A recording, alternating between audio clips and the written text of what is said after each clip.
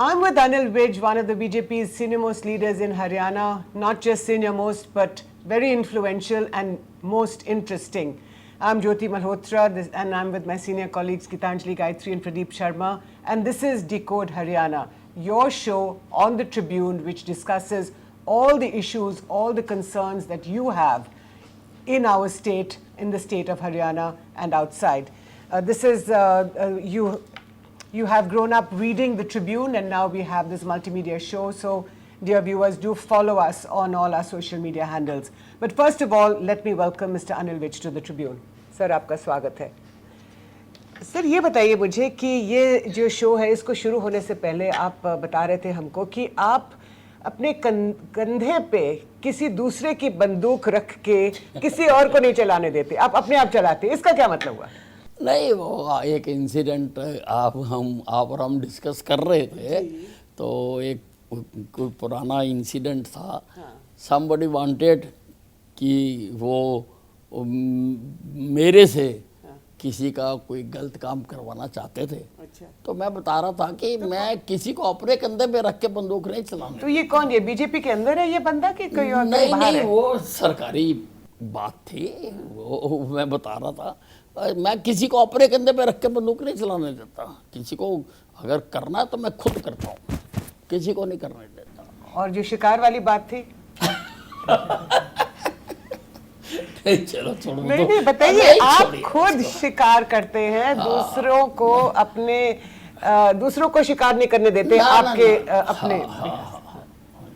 तो जब हरियाणा बीजेपी के अंदर अब क्या हो रहा है बताइए. जब मोहनलाल जी खट्टर जी जब हरियाणा से दिल्ली चले गए, फिर आपको नहीं मुख्यमंत्री नहीं बनाया? मैंने तो जिंदगी में कभी सोचा ही नहीं मुख्यमंत्री बनने का. मैंने कभी किसी को कहा ही नहीं मुख्यमंत्री बनने का. मुख्यमंत्री बनने के लिए किसी ना किसी को कहना पड़ता है, लॉबिंग करनी पड़ती है. मैंने आज तक कभी लॉबिंग नहीं की. सारे विश्व में एक भी आदमी ऐसा नहीं है जो आके बता दे कि मैंने कभी किसी को कुछ भी बनने के लिए कहा हो. कुछ भी. मुख्यमंत्री तो बड़ी बात है, मैंने एमसी बनने के लिए भी कहा हो, मैंने नहीं कभी कहा. ये तो एमएलए भी मेरे को पार्टी ने जबरदस्ती बना दिया. मैं तो बैंक में नौकरी करता था और मैं बड़ा अच्छा था. अच्छा. मैं बहुत अच्छा था. मैं बैंक में नौकरी करता था, साथ में पार्टी का काम भी करता था, और मैं that was happiest days of my life. मैं बराबर करता था. मैं विद्यार्थी परिषद के समय से 69-70 से मैं विद्यार्थी परिषद में शामिल हो गया था.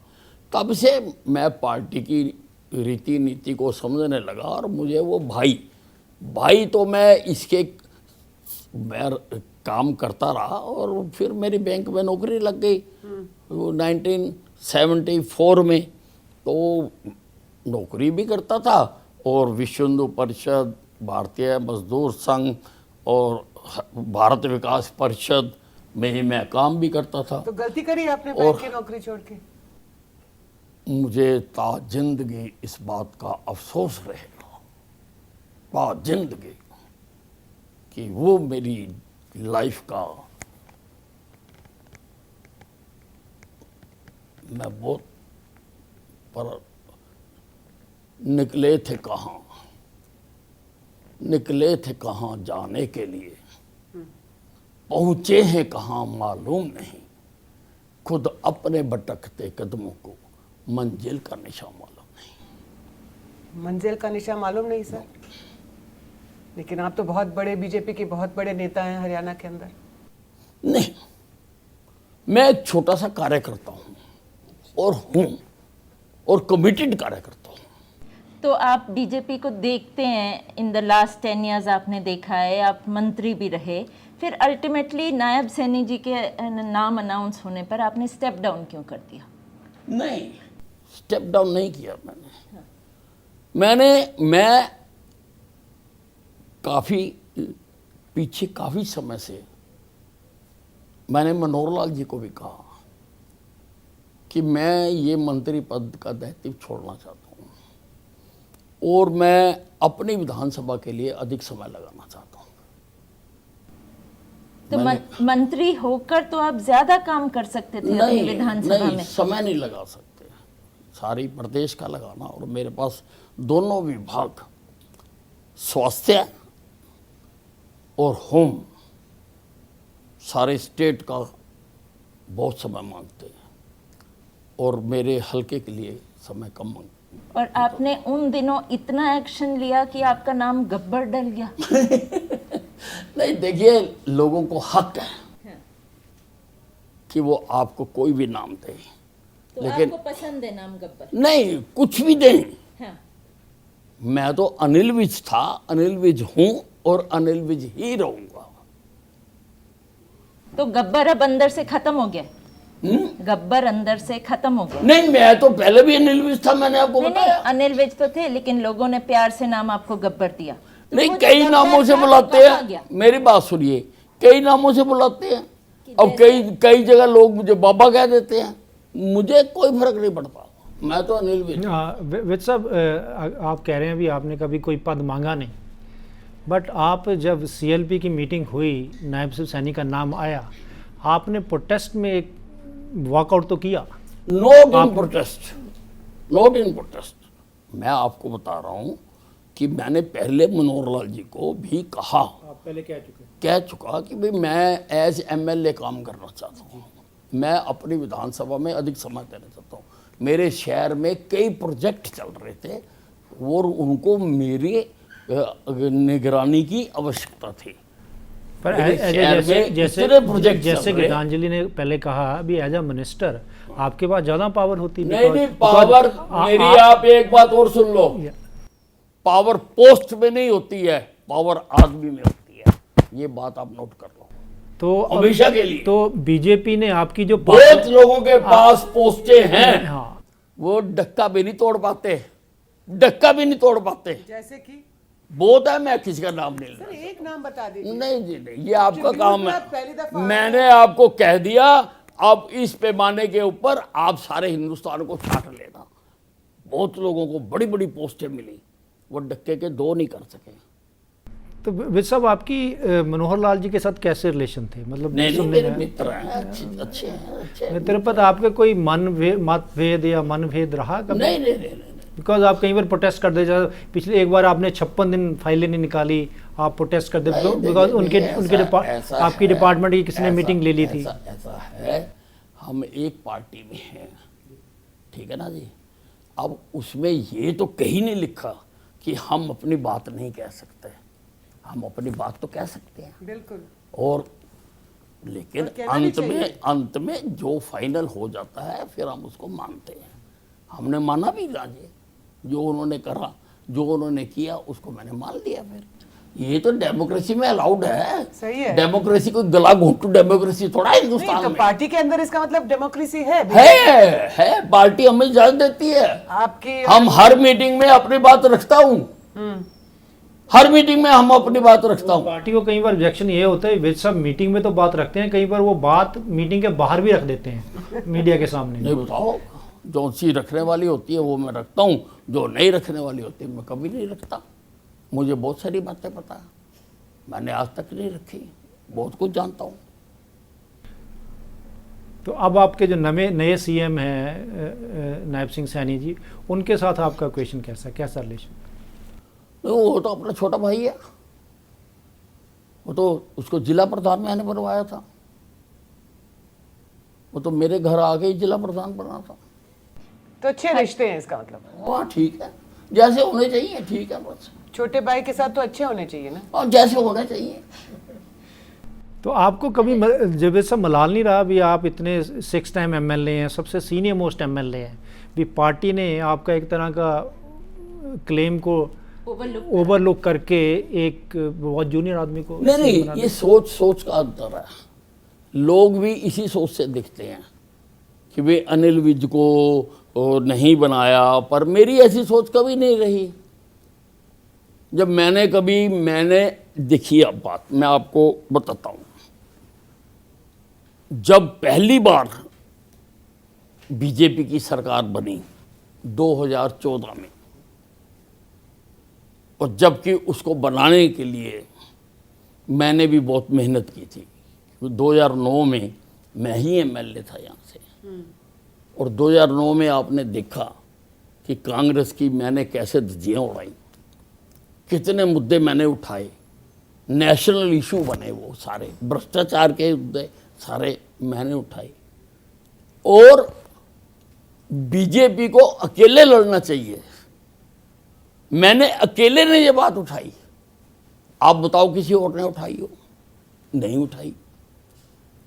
बीजेपी सारी कुलदीप बिश्नोई के साथ मिलकर लड़ना चाहती थी, पर मैंने कहा नहीं, हमें अकेले लड़ना चाहिए।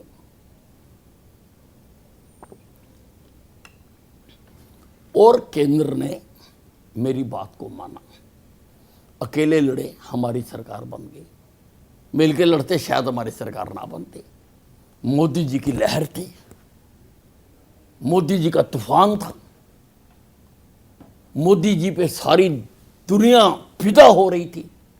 मैंने कहा अरे भक्तों, पहले भी तो अकेले लड़े हो कई बार, एक एक्सपेरिमेंट मेरे कहने पे करके देख लो। तो केंद्र ने मानी मेरी बात। राजनाथ सिंह जी हमारे अध्यक्ष थे जी, उन्होंने मेरी बात मानी। तो अब 10 साल के बाद अब क्या, आज की तारीख में क्या स्थिति है बीजेपी की? बीजेपी डंके की चोट पे सरकार बनाएगी, डंके की चोट पे। तो नायब सिंह सैनी जी फिर से दोबारा से मुख्यमंत्री बनेंगे? हाँ जी बनेंगे, कोई बने, उसमें क्या, मुख्यमंत्री तो एक पोस्ट है, सरकार तो पार्टी की बनती है, सरकार तो बीजेपी की बनेगी, सरकार तो मोदी की बनेगी। लेकिन मोदी जी, अभी लोकसभा का जो चुनाव हुआ है उसमें 10 सीटों में से तो बीजेपी 5 हारी है। देखिए, काठ की हांडी बार बार नहीं चढ़ा करती। मतलब कांग्रेस पार्टी के डीएनए में है झूठ बोलना, बेईमानी करना, दरार डालना, कांग्रेस के डीएनए में है। इन्होंने झूठ बोल बोल के कि 8500 रुपये मिलेंगे, खटाखट खटाखट खटाखट खटाखट खटाखट। अरे राहुल गांधी, लोग डंडे लेके बैठे हुए हैं अपने घरों में 8500 रुपये लेने के लिए। हुड्डा साहब, सोच समझ के जाना वोट मांगने के लिए, 8500 रुपये लेने के लिए धकाधक धकाधक धकाधक बैठे हुए लोग। फिर भी लोग दे रहे हैं वोट। कौन देगा? बट विल्सन, नहीं, लेकिन वो- यही एलिगेशन आप पे भी लगता है, जो चीज आप कांग्रेस पे लगा रहे क्या? हैं भी, आप भी झूठे वादे करते कौन सा हैं, करा? आप डिवाइड करते हैं सोसाइटी कौन सा को, करा ये हमने? सारे कांग्रेस वाले यही बात है। देखिए सोसाइटी को डिवाइड करने का जो डीएनए है वो कांग्रेस पार्टी में है। सुनिए कैसे। पहले 1947 में इन्होंने देश को हिंदू और मुसलमान के नाम पर बांटा। कांग्रेस के ऊपर 10 लाख लोगों की हत्या करने का आरोप है। 10 लाख लोग मरे। लोग मेरे को मुझे अपनी बात करने दीजिए। लोगों को घर से बेघर कर दिया। आप मुझे बताइए, आजादी के आंदोलन में कहीं भी देश के विभाजन का एजेंडा था? अब पढ़ के सुनाइए कहीं पर भी। आप सुनिए मेरे को। लंबी बहस है। नहीं, लंबी बहस नहीं, आपने छेड़ी। आप नहीं, मुझे लटवी से आई हैव द राइट कि मैं अपनी बात को कहूं। आपने कहा 10 लाख लोग मरवाए कांग्रेस पार्टी ने, ठीक है। फिर 1984 में 3000 सिख मरवाए। किसने मरवाए? कांग्रेस ने। और अब ये इनका पपुआ राहुल गांधी रोज कह रहा है कि जातिगत गणना करवाओ। अब ये पड़ोसियों को लड़वाना चाहते हैं कि एक पड़ोसी से दूसरा पड़ोसी लड़े, एक मोहल्ले से दूसरा मोहल्ला लड़े, एक गांव से दूसरा गांव लड़े। ये लोगों को बंटवाना चाहते हैं, लोगों को मरवाना चाहते हैं। कांग्रेस का ये इनके ब्लड में है। तो जातिगत मनगणना होनी चाहिए कि नहीं हरियाणा के अंदर? क्यों होनी या चाहिए? देश के अंदर क्यों होनी चाहिए? हम एक बन के क्यों न रहे? हम भारतीय बन के क्यों न रहे? क्योंकि आप सर, क्योंकि आपके राज्य में हरियाणा के अंदर जाति के आधार पे, सिर्फ हरियाणा के अंदर नहीं पूरे देश के अंदर सारी पार्टियां जाति के आधार पर भी चुनाव लड़ती हैं। नहीं, जाति एक बहुत ही इंपॉर्टेंट देखिए पैरामीटर है। देखिए मैं दूसरी पार्टियों का नहीं जानता, आप अपनी लेकिन पार्टी के बारे में मेरी पार्टी में हाँ। मुझे भारतीय बन के जीना सिखाया जाता है, हिंदुस्तानी बन के जीना सिखाया जाता है। मैं अपनी पार्टी में कभी आज तक जात पात की बात नहीं हुई। हमारी पार्टी में मीटिंग में जात पात की बातचीत करने वाले को उठा के बाहर निकाल दिया। सर देखिए प्रदीप जी बाहर निकाल दिया। नहीं सुनिए सुनिए विज साहब, प्रदीप जी ने बहुत सारी स्टोरीज लिखी हैं ट्रिब्यून के अंदर, जिसमें उन्होंने ये कहा है कि बीजेपी आज की तारीख में जब बीजेपी चुनाव लड़ने जा रही है, उसमें नॉन जाट का जो पूरा जो पॉलिटिकल स्ट्रैटेजी है वो नॉन जाट को लेकर जो है सामने आगे बढ़ रही है। वो आपके जंक्शन से आप लिखो, हमने कहा कभी? तो सही है। मेरी बात सुनो, कभी हमने कहा, कभी पार्टी ने आधिकारिक तौर पर ये बात कही? वो तो आपके आइडियाज है। You are free, this is a free society, देखो this is a free society, listen me, it is so far. it is a free society, you can say anything you think, but have you ever said, क्या हमने कभी कहा कि हम जाट की बनाएंगे, पंजाबी की बनाएंगे? हम तो नहीं कहते, हम मानते ही नहीं। हम सबको हरियाणवी मानते हैं, सबको भारतीय मानते हैं। आपने भी सब अभी मेरी बात सुनिए। आप कास्ट का हरियाणा की पॉलिटिक्स में कोई रोल है आपके हिसाब से? मैं नहीं मानता, खत्म बात। अब मेरे को जबरदस्ती थोड़ा मनवा सकते? नहीं ऐसी कोई बात नहीं। मैं नहीं मानता, मैं तो मेरा देखिए स्टाफ बार बैठा है, ठीक है, मुझे एक की कास्ट नहीं पता।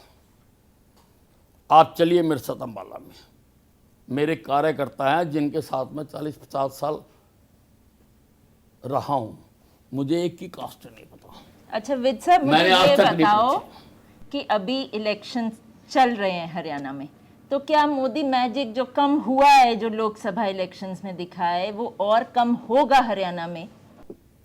मोदी मैजिक और बढ़ेगा। कैसे? सुनो कैसे। Modi has policies, He has policies. He has policies. Modi पहला प्रधानमंत्री है जिसने विकसित भारत की बात की है। आप बताओ, कांग्रेस के किसी प्रधानमंत्री ने की हो? जवाहरलाल नेहरू ने की हो? मनमोहन, मेरे लेट मी से, मुझे बुलाया आपने मेरे को, मुझे बोलने तो दो। मैं आपके ही प्रश्नों के जवाब दे रहा हूँ, मैं अपना तो कुछ भी नहीं कह रहा। क्या जवाहरलाल नेहरू ने की विकसित भारत की बात? विकसित भारत की बात क्या इंदिरा गांधी ने की? क्या मनमोहन सिंह ने की? किसी भी कांग्रेस के प्रधानमंत्री ने, because they don't have any vision. But उन्होंने भारत को विकसित लेट मी टॉक। उन्होंने कभी विकसित भारत की बात नहीं की, और आज हम बहुत पीछे रह गए। हमारे से बाद आजाद हुए देश भी आज विकसित देश बन गए। मोदी ने कहा है कि मैं विकसित भारत बनाऊंगा। हरियाणा के लोग उसके साथ चलना चाहते हैं, और अगर जो गरारी मोदी के पास है वही अगर हरियाणा के पास होगी तो हमारी तरक्की होगी। तो अगर यहाँ पे कोई और गरारी लग गई, हम पिछड़ जाएंगे। हरियाणा के लोग आगे बढ़ना चाहते हैं, ताकि जो मोदी की वो है कमल का फूल है, यहाँ भी कमल का फूल खिलेगा तो हम आगे बढ़ेंगे। अगर कोई और गरारी लग गई, हम पिछड़ जाएंगे। हम आगे बढ़ना चाहते हैं, हम विकसित प्रदेश बनना चाहते हैं, और वो बात मोदी कर रहा है, वो बात कोई और नहीं कर रहा। ना आप खट्टर साहब का नाम ले रहे हैं, ना आप नायब सिंह सैनी का नाम ले रहे हैं, आप बस मोदी जी का नाम ले रहे हैं। नहीं, मुझसे बुलवाओ क्या? तो अगर नहीं आप बताइए ना, खट्टर साहब को क्यों दिल्ली क्यों शिफ्ट किया गया? नहीं, इसलिए किया गया क्योंकि खट्टर साहब एक बहुत अनुभवी और सीनियर लीडर हैं, और जब हम विकसित भारत बनाने की योजना बना रहे हैं तो खट्टर साहब की दिल्ली में आवश्यकता है, इसलिए उनको वहां ले गए, यहाँ किसी और को बना दिया। क्या गलती है इसमें? तो विद साहब, अगर आप कह रहे हो कि बीजेपी सरकार बनेगी तीसरी बार, तो क्या आप उसमें मंत्री बनेंगे? नहीं हूँ, जैसी स्थितियाँ होंगी, कोई मुझे इनकार नहीं है। जैसी स्थितियाँ होंगी वो करेंगे। अच्छा, नहीं, आपने मोदी मैजिक की बात की विद साहब, तो क्या 10 साल तो मनोहर लाल की सरकार रही, क्या मनोहर मैजिक भी चलेगा? बिकॉज उसमें तो बहुत एंटी इनकम्बेंसी आ रही है। मनोहर लाल जी ने बहुत कुछ किया है, अब अगर आप बताओगे, समय दोगे, तो मैं वो भी बता सकता हूँ, पर अब आगे की बात करें तो तो हरियाणा के सबसे अच्छे मुख्यमंत्री थे मनोहर लाल जी, हाँ, आपको लगता है? मैं समझता हूँ। और सैनी साहब? क्योंकि कांग्रेस ने 70 साल में जो व्यवस्था कायम की, जो भ्रष्टाचार की रेल चलाई, मनोहर लाल ने प्रदेश को उससे उतार कर पारदर्शिता की शासन चलाया। जो नौकरियों की दुकानें सस्ती थी, जो तबादलों की मंडियां लगती थी, मनोहर लाल ने वो बंद की, पारदर्शिता से शासन चलाया। तो इसलिए मनोहर लाल की सरकार पिछली सारी गुजरी सरकारों से अच्छी थी। सब आपका हुड्डा साहब के साथ भी बहुत प्रेम है। नहीं, वो वैसे प्रेम है, देखिए ऐसी बात नहीं है। आप बहुत, हुड्डा साहब हो या रणदीप सुरजेवाला, आप बहुत रिएक्ट करते हैं रिएक्ट बहुत ज़्यादा, मतलब स्ट्रिक्ट लैंग्वेज आपकी बहुत वो होती है, मतलब तो क्यों मतलब ये क्या? नहीं, देखिए, मेरे से हुड्डा साहब ने भी एक दिन पूछा था, आज मैं आपको साफ साफ बता देता हूँ। हुड्डा साहब ने पूछा था, अभी तू मेरे ही पीछे क्यों पड़ा रहता है? मैंने कहा, क्योंकि आप कांग्रेस के लीडर हैं, आप किसी को और आगे नहीं आने देते। जिस दिन आप हट जाएंगे, कोई और आगे आ जाएगा, आपका पीछा छोड़ देंगे, उसके पीछे पड़ जाएंगे। तो माइनस हुड्डा, आप कांग्रेस आपके लिए ठीक है, माइनस हुड्डा? नहीं, मुझे कुछ नहीं लेना देना, ये उनका मामला है। हमने तो जो कांग्रेस का लीडर है उसी पे अटैक कराना जी। क्या लगता है कि आज की तारीख में बीजेपी के अंदर क्या कमजोरियां हैं? नहीं, BJP is all fit, all fit, no all fit, no, कोई कमजोरी नहीं है। No, BJP is all fit. And BJP को देखरेख करने के लिए हमारे पास अच्छा नेतृत्व है, अच्छे लोग हैं, अच्छे लोगों को प्रभारी बनाया गया। और महेंद्र जो प्रधान हैं, वो उड़ीसा के से बहुत अच्छे, उनका मार्गदर्शन हमें मिल रहा है। धर्मेंद्र प्रधान, हाँ, धर्मेंद्र प्रधान। तो विजय, इलेक्शन का ऑलमोस्ट बिल्कुल सिर पे ही है, तो बीजेपी और कांग्रेस तो मेन पार्टीज हैं, बाकी और छोटी पार्टीज हैं, जेजेपी है, आईएलडी है। देखिए, मतलब उनका रोल क्षेत्रीय पार्टियों का कितना रोल है? क्षेत्रीय पार्टियों का ऑलमोस्ट ईरा खत्म हो चुका है। अब थोड़ी बहुत ही 2-4 लोग वोट कटवा रह गए, हाँ, और कुछ नहीं। लेकिन उनके बगैर तो आप नहीं बन सकते। नहीं, अब नहीं है, अब नहीं, 4-5 साल पहले जेजेपी नहीं, के साथ ही बन के आपने। देखिए, मैं आज की बात कर रहा हूँ। नहीं, तो 5 साल पहले तो आपको उनकी जरूरत थी ना। नहीं, वो भी वो सही फैसला था कि गलत था उनकी सपोर्ट नहीं, समय के हिसाब से तो करने पड़ते हैं फैसले। बाकी वो ऐसे ही लोगों ने मैंडेट दिया था, तो लोगों का मैंडेट सिर मत थे।